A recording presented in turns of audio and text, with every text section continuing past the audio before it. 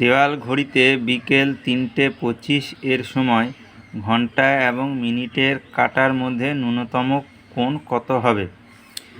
এই অঙ্কটা দেখো, 3:25 এই সময়ে ঘন্টার কাঁটা এখানে থাকছে, মিনিটের কাঁটাটা এখানে থাকছে। তাহলে এইটুকুনি আমাকে পার্থক্য কত হচ্ছে সেটা আমি বের করব।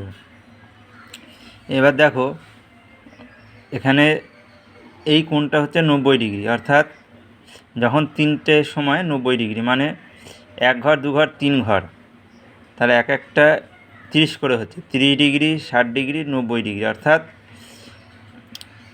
এক একটা ঘর 30 ডিগ্রি করে কোণ হচ্ছে। তাহলে এখানে দেখো 2 ঘর আসছে, 2 ঘর আসলে আমরা পাচ্ছি 30 দুগুণে 60 ডিগ্রি। কিন্তু এই 25 মিনিটে তোমার ঘন্টার কাঁটাটা তো 3-এর কাছে থাকবে না, আর একটুখানি এগিয়ে আসবে।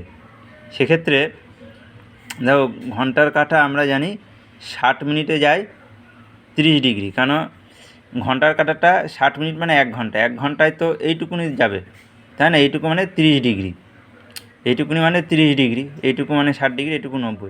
তাহলে ঘন্টার কাঁটা 1 ঘন্টায় যাচ্ছে 30 ডিগ্রি।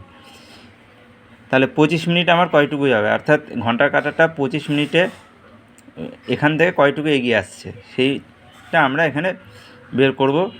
দেখো, 60 মিনিটে যায় 30 ডিগ্রি, 1 মিনিটে যায়, আর 25 মিনিটে যাচ্ছে 12.5 ডিগ্রি।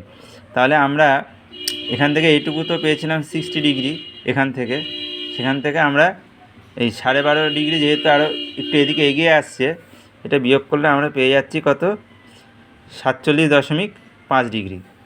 এখানে দেখো, মিনিটের কাঁটাটা আমরা জানি 60 মিনিটের কাঁটা 60 মিনিটে একবার পুরো ঘুরে আসছে 1 ঘন্টায়।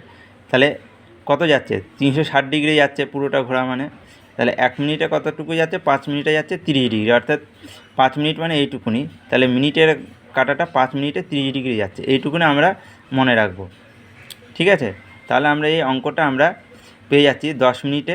আরেকবার বুঝিয়ে দিচ্ছি, 10 মিনিটে তাহলে এইটুকুনি যাচ্ছে 30 দুগুণে 60 ডিগ্রি। আমরা এখান থেকে 25 মিনিট আরও বের করব, সেটা আমরা বাদ দিয়ে পাচ্ছি তাহলে এইটা। তাই অ্যান্সার হয়ে যাচ্ছে এইটা।